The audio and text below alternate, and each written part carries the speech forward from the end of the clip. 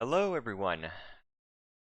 Welcome to a React video. Now, I'm not really a React person or a React channel, but I just thought of something where I was like, why have I not done this yet? So, if you can't tell already on the screen what this is and everything, basically this was a video created by Gamology, where they do basically things where, like, yeah, they have experts react to videos of video games. Basically, like, that's one of their main things, where they have experts in real life and they react to the video game themes that are like shown off, and basically like how it adapts to like real life and everything. Well, what's special about this is, you may notice, it's a Subnautica episode.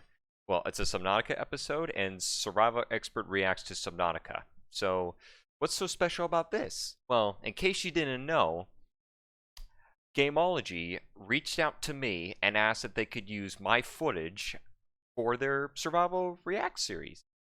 So basically, what the footage they used was from my 100% hardcore playthrough, and basically I was like, sure, go ahead. And I actually watched it when it first came out, and it was really well done. And I really did like it. Like, my comment is in the description somewhere here. But basically, I just wanted to give like a little bit of like a reaction to it. Like, I haven't seen the video in a very long time, but I figured it would be appropriate to just go through and just to kind of explain everything, like everything that was going on in terms of not in the video, but like what I was doing at these points in these videos, and also see how the survival expert reacts to it. Basically, just as a little thing. Just basically, if you want to check out the original video for yourself, I'll put a link in the description below. And I'm sure Gamology is okay with me doing this, but just know that I'm not going to put ads on it.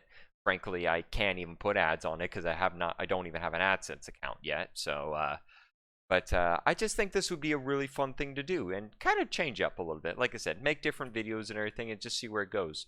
So, anyways, we're gonna just hit play, and we're just gonna go through this. I'm just gonna keep pausing through as the video progresses and see what we got. So, go. What's that? He's like, I gotta see what it is. Okay, so this is Alien versus Predator versus Tiger Shark. It's big. It's big. I love this little gun that he has that tells you what it is. I want one of those. I gotta use my brain. No one wants to do that. Those look like mushrooms. Mushrooms on our planet are scary. Mushrooms on another planet, 10 times as scary. All right, I'm gonna pause right there.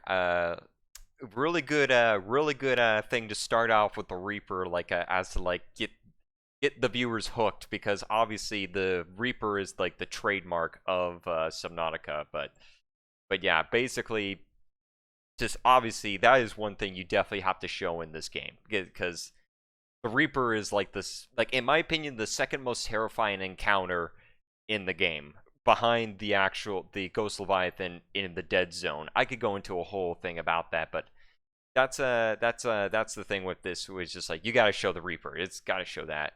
And then you have like the thing where, like, yes, scanner, good tool to have, and just basically, as she said right here, and the mushrooms that she said and everything, like, yeah, it's just like, yeah, mushrooms on another planet, don't trust them. Don't trust them. Like, scan them first, do your research, make sure they're edible. All right, let's continue. Those look like mushrooms, 10 times as scary. Hi, I'm Kinga Phillips. I have a background in journalism and anthropology and in surviving in the wilderness, if you will. I also love diving in the ocean, so I'm super excited to take a look at Subnautica. Let's dive in. Is that cheesy? Yeah. I've used that pun way too many times. And it's like, at the beginning of Subnautica Below Zero, time to dive back in. I'm not really great with puns. All right. We're in some kind of a pod. We're gonna crash land. Just guessing. Usually how it starts, isn't it? Actually, it maybe looks like some kind of a underwater habitat, but it's on fire. Fire in enclosed spaces, bad news, really bad news. Oh, this is seriously on fire. Whatever this place is, you want to get out of there immediately. If it's enclosed and there's a fire, it's sucking the oxygen out of there, smoke. Abort mission, get out. That's a fire extinguisher, you might want to use that.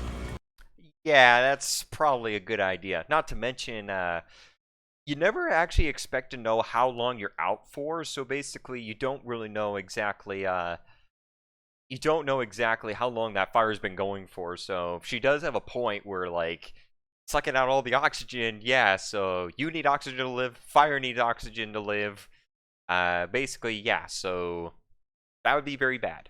Right, so he's putting out the fire, you're still gonna wanna get out of there.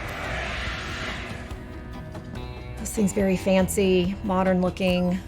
Ooh, gosh, his futuristic iPad. It's in emergency mode. So fancy. See, even in the future, they've got the Wheel of Death. Oh, it's loading. I'll be here for 10 minutes. Well, luckily, you don't have to wait too long for loading. So it looks like he's taking stock of where he is. This is great in a survival situation. The first thing you want to do is you really want to stop.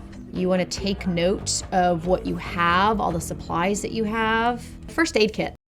And that's another thing I was doing in the survival in the series. I was trying to make it as realistic as I could to basically think like, okay, stuck on an island. Even though like I played through the game multiple times, when you're a first come player and everything, especially if you consider it for real life, you want to go through and see, okay, what do I have, what do I got?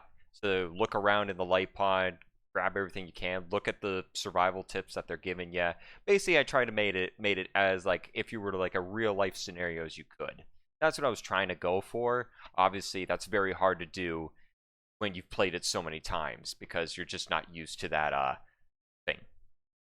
That's great. You want to have some basic knowledge of first aid if you are out in the wilderness in a survival situation that is going to serve you well. I'm guessing if there was a crash and a fire, he might have some cuts, some lacerations. In a pinch, and I mean this literally, you might have to shove your finger into your wound and actually pinch an artery. Okay, so this is... Yeah, I don't really know if I really would like to do that, but if you're in a survival situation, I mean, you gotta make do what you gotta make do. I mean, so like if you got like a bleeding artery, like just like right here or something like that, like right there or something like that. I mean, you might literally just, yeah, you would just hope that you would have a band-aid or something like that, something to really close that. I don't think jabbing your finger in there is not really going to be good. This is a water planet. From what I understand, this is fully a water planet. There's nothing else on there. So Kevin Costner should be right around the corner.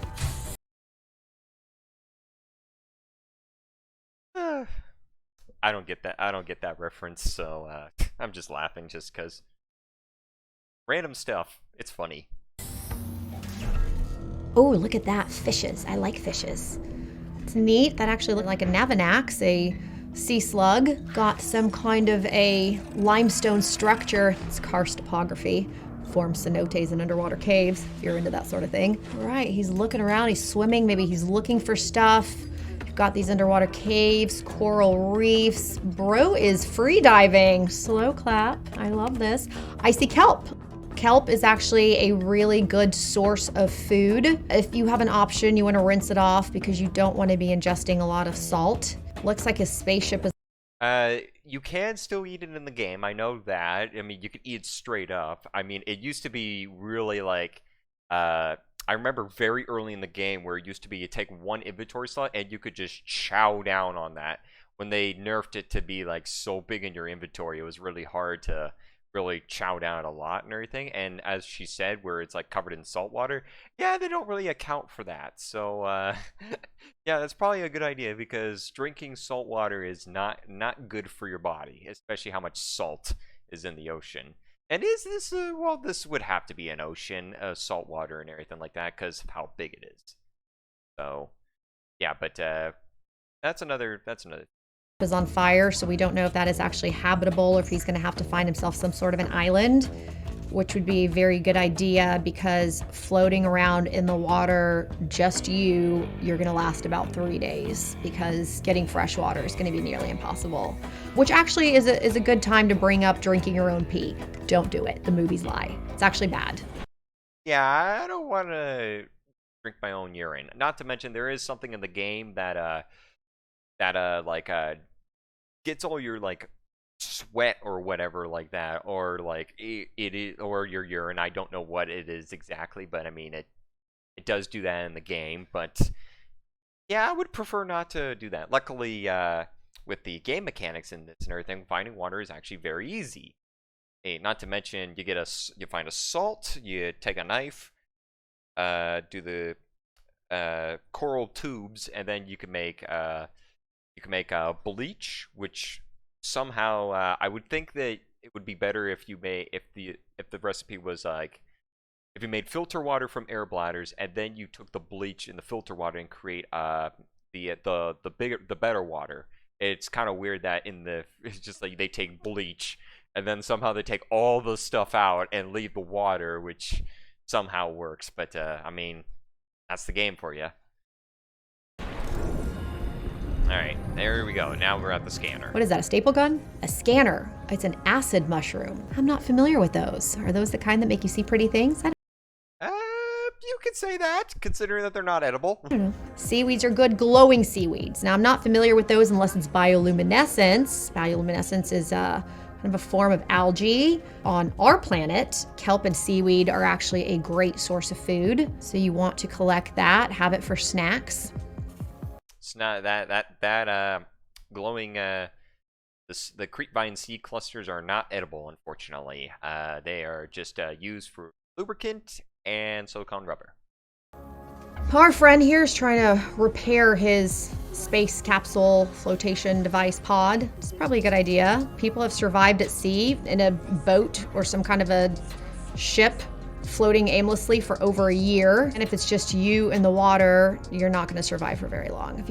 Well, I mean, as long as you got, as Jacksepticeye would call it, little Henry here, if anybody gets that reference, then props to you. But basically, as long as you have that little pod and everything, I mean, it's nice and cozy. It's protective. Got a fabricator with self-regenerating power cells. Very nice, by the way. And once you get to that point in the game, repair the repair the radio. I mean, that's when you start getting into the lore. So you want to repair those as early as you can to just get the materials and then just move on from there. If you have a wetsuit, great. It's probably going to keep you warm, keep you buoyant, but eventually you are just going to dehydrate and die. Plus, you know what? Your skin's going to fall off. You know how your skin gets really pruny and soft when you're in the water? It's going to be kind of gross. Ooh, now it's nighttime. Look at all these things bioluminescing. That's a real thing. Subnautica is really pretty at night. That's one of the key things about it. It actually happens underwater. Actually, in deep sea animals, you find that. I mean, you're going to have some food sources here. You're going to be able to find some fish, whether you're spearfishing or if you have a hook and bait. The kelp, we already decided, is good food source. Not so much the coral. Can't really eat that. Be careful not to scrape yourself on it because they're a living organism, so they get in there and cause infection. Luckily, we don't have to worry about that. I will say though, like in Subnautica, like at nighttime, when you're in the safe shallows, it's very nice and everything. But if it was to a real life setting, like if I was to dive in there or something, it would be terrifying. I am scared of open water, not knowing where things could come out and everything like that. It would be kind of cool to see like an actual real life looking mod in Subnautica to see how it would look. It would probably be quite terrifying, honestly. All right, filtered water. Oh, you've got water. This is good. If you don't have fresh water and you were relying on methods of desal or rain, you also want to minimize your food consumption because digestion actually uses a lot of water. It's a beautiful underwater environment. Some kind of a snail. I love this little gun that he has that tells you what it is. I want one of those.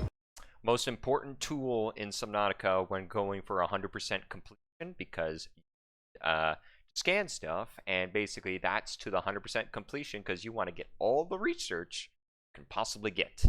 I gotta use my brain, and no one wants to do that. All these things are so colorful and pretty, all kinds of different fishes. Right there, I was doing a little bit of a like a show where basically that is something you do not want to go up just to show exactly what happens with that creature. Pulls you in and basically just takes a chomp out of you, and that's when basically just ignore them, scan it, get out. I wonder if there are any dangerous creatures out there. I love the little wait for it at the end, at the little bottom. It's like, yeah, there is some pretty terrifying creatures in there. If you thought there was creatures scary on Earth, oh, wait till you see later. So this guy is actually pretty geared up. I can see fins there. I see a wetsuit. That's going to be good. It's going to keep your body temperature. The thing is hypothermia. I don't know what temperature this water is. It looks pretty tropical. It's about, I think it's like 23 degrees in the safe shallows. I believe that's what it is. It's somewhere around the 20 degrees. So not bad, but I mean, it's not as warm as your body. So obviously you are going to cool down. But even in 80-degree water, you're not going to last very long because your core is going to drop. You're going to get cold. Exactly what she says. Just basically, your core is going to drop because just remember, your core is 98 degrees Fahrenheit. It's on average like that. That's what it is around. So basically, which is, I know 100 degrees Fahrenheit is around 40 degrees Celsius, right around there. So basically, your core is double the temperature of the water in Subnautica, at least in that zone. So basically, yeah, you're gonna drop down in temperature if you stay in there too long. Welcome aboard, Captain. Caution. Continued degradation of the... This is a full underwater base. Cave sulfur, creature egg. Ooh, what's that? Wreck, sandstone chunk. This guy can identify everything. I knew what I was doing in this series. Like I like my Subnautica knowledge was like up for the task because I knew pretty much where almost everything was, and also not to mention how to find all this stuff and everything. I knew like, okay, what I needed next, I needed this. That's why I built the scanner room actually very early. In fact, I think I was lucky to get the scanner room very early. I went to that biome pretty early on before the aurora exploded. It's got a 3D printer. Why don't you build yourself an engine to get the hell off this planet? What is... It's not as easy as it seems. Like, that's only a small printer, and plus I needed a rocket and you needed something way bigger. In fact, that fabricator, the 3D printer, was actually building the 3D printer that you need to build another crafting table, which you then build to get out of there. So it's a building. The 3D printer is building a 3D printer, which builds another 3D printer, which builds the thing to get you out. So that's step one of like 3 or 4 printers. Yeah, but I'm just being too logical. Just basically just explain what that means. But yeah, mobile vehicle bay. Want to get the vehicles as fast as possible. What is that, like an underwater scooter? That's fun. Guy's like, you know what, I'm here, I'm gonna have a good time. The seamount is a fast, safe mode of transportation. But remember this, swimming is good. Yeah, you gotta get your exercise in, clearly. Welcome aboard, Captain. Okay, so now he's exploring at night. This guy's a true scientist, I feel like. He's like, I'm on this planet, I might die, but I gotta know what everything is. Gotta identify. And especially in a hardcore setting, like 100% playthrough setting, yes, you gotta know everything on that planet. Identify it, give it some scientific names. Ooh, it's like a seahorse with a big round head. Kind of a mermaid. It's a mermaid seahorse. Is it edible? It's my question for everything. I'm always hungry. He's got a life pod, he's got a seamount, beacons. He's got it all and then some. Oh, it's like a, I don't even know what that guy is. It's like jellyfish. You might want to stay away from that. If I know anything about jellyfish, you probably want to avoid those. Although it's pretty. In fact, it's mesmerizing. But it might kill you. Man, well, these reapbacks, I mean, they're very friendly for their large size and everything. It might be terrifying at first to go up to them, but very friendly. Not to mention they have a lot of useful resources on them. War, your kanji, box jellies, they will F you up so fast. Yep. they will kill you with fast. 9. Oh yes, the I mean, the most explosion. important thing here is Given- that he's got shelter and it looks like he's got water. That ship is done for. Probably don't need to go back there. I mean, maybe a little bit of salvaging, but you know, wait till the fires die down. Ready for That'd it? be my advice. Ooh. Oh, never mind. There it goes. Ugh, it was awkward. My phone.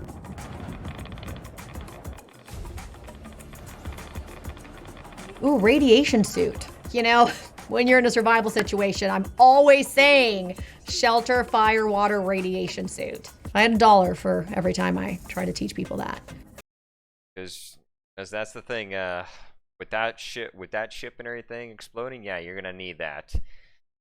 But obviously, that's one of the the cool parts of the game where basically you want to get up on a plane and just watch that explosion. Just so pretty. It never gets old. It's like that's a huge explosion too. I think you can actually die if you get too close to it. I don't remember, but I mean, you always gotta watch that. It's nice to see. Okay, so he's coming to the surface and there's an island. Well, now look at this. Okay, so now we're on an island. I knew exactly where that island is. I just that was on my way. I grabbed the coordinates for the rendezvous, and basically, yeah, just I already knew where that island was. So basically, it was a matter of time just until I found it. This is great. Plant life on an island. Don't know that you want to eat things that you don't know anything about. Those look like mushrooms. Mushrooms on our planet are scary. Mushrooms on another planet, 10 times as scary. This is maybe like a crab creature. If it's a crab, you can eat it. It'll probably be quite delicious. Got all kinds of plants, grasses, maybe something like a palm tree. Maybe there's a coconut there. Coconuts are harder to climb than one person would think. I've tried. I made it a few feet off the ground. Kind of reminds me of that movie with Sam Jackson where the shark comes up and eats him, which we haven't really seen any predators. Well, no. I noticed something right there. Here, let me just go back really quickly. You notice how blurry this video is? I think this was the episode where just the quality of the game. I don't think this was the game. Was it the game's fault? I can't remember. I can't remember if it was game faults or OBS's fault for not recording in high enough quality, because you can clearly see like I'm still on 1080, and you can just see like how bad the quality is. I don't know what happened here, so if you're watching that series, I apologize for like that episode, but I mean, I don't know what happened. So, because I don't think I noticed it at the time, and by the time I did notice it, it was too late. So, unfortunately, that episode had not as good quality. But yeah, I'm sorry for that. Seen any predators? Well, that's a plus if there are no vicious predators on this planet. All right, so it says that the sunbeam will arrive in 39 minutes and 38 seconds. So I'm guessing that's rescue. If you've only got 39 minutes, have some fun. Ooh, that looks big. Suddenly got really murky. Oh, we're into the part. This is when Reaper of Leviathan and how to deal with predators at sea. This is where the other than the scanner, at the exception of the scanner, this is the second most important tool in Subnautica, especially if you're playing hardcore mode. I'm not a fan of murky water. Things sneak up on you in murky water. What's that? And like I said, I don't like open water. I fear that something is going to come out in the middle of even in a lake. I just can't. Not only do I not want to see underwater just to see everything, but I don't even want to. I don't even want to be in open water, because I just have a fear that something is going to come up and nab me or something like that. Take a bite on my leg. Just come out of nowhere. I'm just that terrified. You can actually see the bridges there. Video. All right. That. He's like, I gotta see what it is. Okay, so this is alien versus predator versus tiger shark. It's big. It's big. Is it aggressive? Is it friendly? He's zapping it. He's scanning it. Oh no. That thing is totally friendly. Not aggressive in the slightest. That thing is bigger than the Cyclops, which is 50 meters long.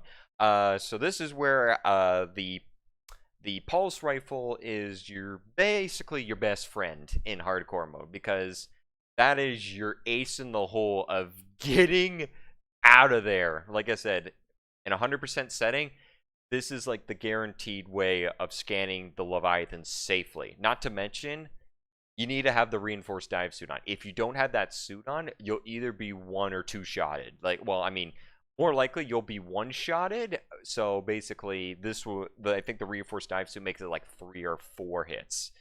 I don't know, but make sure you bring lots of med kits. Reinforced dive suit, pulse rifle, pulse rifle, pulse rifle. Your best friend. It's actually why I'm not playing Subnautica below 0, the 100% playthrough on hardcore, because I don't have the pulse rifle. And basically, also you can go, I can get very greedy in that game, and I can die from drowning, or like literally, if I'm not careful, I could just die instantly from a Leviathan if I'm not careful. So, pulse rifle is your best friend. That's all I'll say. The little wheel of death. In 45 seconds, I'll tell you if this thing's gonna eat you or not. Oh, that thing's large. And it roars. But you know, like any other predator, I guess if it were a shark, it's the only thing I can relate it to. Stand your ground, don't panic, don't flail around, don't raise your heartbeat. I've had to move tiger sharks out of the way with my hands like this. You don't want to let them push you around. If anything, swim at them instead of away from them. Hey, move tiger sharks with your hands and everything, props to you. You got way more bravery than me. I mean, just basically, like, in a video game, yeah, I've done that so many times where I was just, like, full in, like, just like, okay, focus mode up and everything like that. I was not in panic mode. Not to mention, get back to the point why it's the second most terrifying encounter in the game, is because when you go into that open water where they spawn, the scariest thing about them is not that, the fish itself, it's the way they spawn. Basically, you could be like you know, going down to the bottom and like, you know, grabbing some materials or something. They either spawn in like groups of 3 or something like that, and basically they could spawn behind you if you like go to the ruins or whatever, like, you know, like the flatlands, the desert flatlands in like the top left of the map.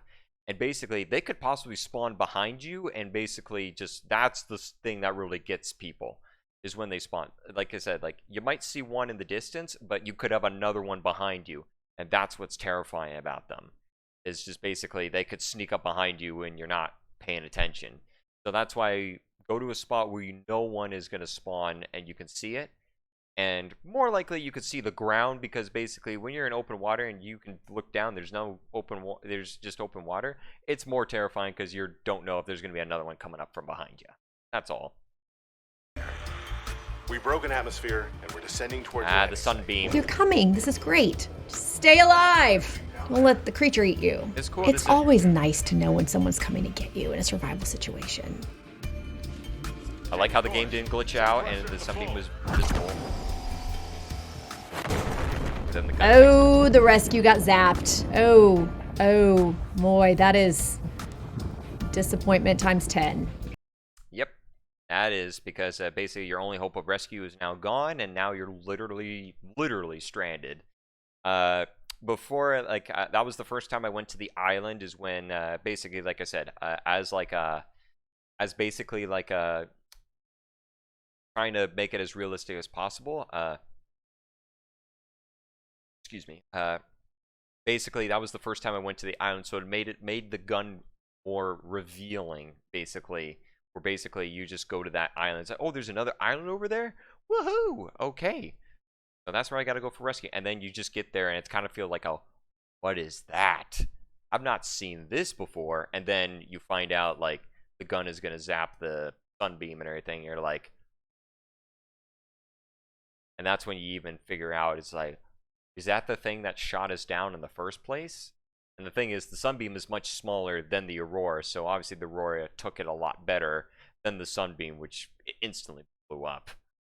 Here you were all happy, you had 39 minutes to rescue, and now it turns out that they're all dead and you're alone. That's a bad day in the survival space.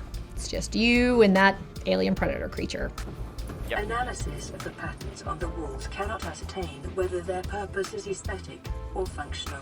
All right, so this isn't his base. He has now stumbled into a base that is on the planet. So there was habitation here. Is it still here? Is it good? Is it bad? Are they going to help you? Are they going to kill you? Ooh, so many questions. And down he goes. That's the thing, is just like, yeah, just find something like that, it just only raises more questions. Like, how did this get here? Was there people before us? Like, how? Like, just basically just a how and why. But yeah, that's where one of the curious things of the story of Subnautica comes in, is like, especially for new players that haven't seen any Subnautica footage before, it's like, whoa, what is this? That's what makes Subnautica, not only from a survival standpoint, but also from the story and lore standpoint. I mean, like, it just hits you right. It just hits just right. Exploring this amazing Temple of Doom-esque underwater structure.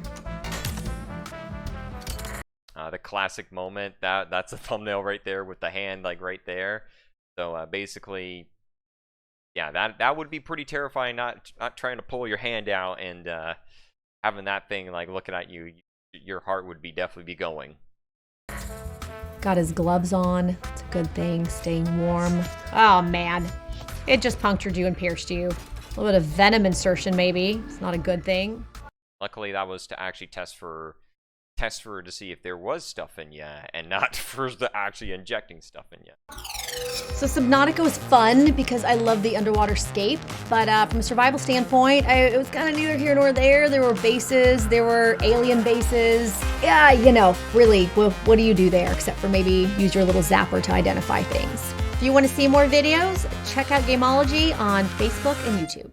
You know, people can hold their breath for multiple minutes. Got the sea gypsies that have larger spleens so that their bodies can process oxygen and they can hold their breath even longer. You can hold their breath for like 15 minutes. It's pretty incredible actually what the human body can do.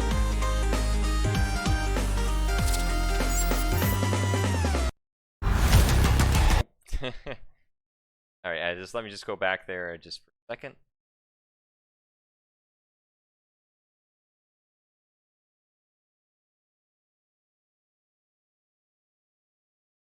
So yeah, Kinga Phillips, I believe that's what. Just like I said, just she did pretty well in terms of like actually like saying like what is doable, what is not, and everything like that. I mean, it's a video game, and basically there's obviously some things where the boundaries are not as thing. It takes place in the future. I mean, there is some things where like I'm like, yeah, from a physics standpoint it doesn't make sense. Like I said, I'm not sure if she saw it, but basically, like I said, you take salt and calcium, you make bleach, and then somehow you make bleach into water. Don't know how that works, but I mean, that's one of the things about it. But yeah, I mean, really cool. And then you can see just right there at the end, and gameplay, no one versus games, which is my old YouTube name, but it's now changed to Energy Noah. But still, I mean, if you click the link in the description below, it takes you right to my channel. Still, you'll still find all the stuff. So I just want to say to Gamology and everything, if they're ever watching this video, probably, but I just want to say, like, thank you for the opportunity for having you guys use my gameplay for like a video like this. I mean, it's really cool to think that it's really cool to see like my video like on like a channel like this. Like I said, they have 1.72 million subscribers, and this video right now has 1.73 million views. So basically almost as many views as many subscribers. So basically, just want to give you a point. This video, these clips and everything have been viewed a lot more times than you think when you look at my series. Like I said, like the series like has like 40,000 views a playlist or something like that. And I mean, it's got like probably I don't know how many views in total of the series, but basically those points in the series have been viewed way more than any other parts of my channel. In fact, it's got 3 times the amount of views than my whole channel combined. So it's kind of very neat to have like my footage like on a video this popular. So that's why I think this is very cool. So like I said, I just want to give just a huge thank you to Gamology for having given me this opportunity, and basically, yeah, I just find it really cool that I can show friends that like they use my footage for this, and I just think that's very, very cool. But yeah, I mean, like, it's a great video, and it's cool to see like all like how experts react to video games and basically how they compare it to real life and how like some of the things can match up and everything like that. And like she said, everything was true about what she said and everything. Like I said, like she said, the mushrooms on Earth, scary. Mushrooms on a different planet, 10 times as scary. I mean, like, yeah, I mean, that's why your scanner is your best friend in those situations to learn about the information, because that will tell you what is edible and what is not. So basically, it's a good thing. Good thing about that. But yeah, I mean, that was a fun video to watch again. Just like I said, it was just a really cool opportunity to have like something like this occur to me. So, like I said, thank you so much, Gamology, for giving me this opportunity. Really, really, you know, just like really, like, really cool to have this happen to me. I mean, it's just really cool. So, just and yeah, and thank you to who was it, Kinga? Yeah, Kinga Phillips, I believe. Sorry if I butchered your name, but thank you for just watching and just thank you. Hope you guys enjoyed the video and just like how I gave my reaction to it. So yeah, just thank you. I hope you guys enjoyed the video. Guys, next one. Peace out.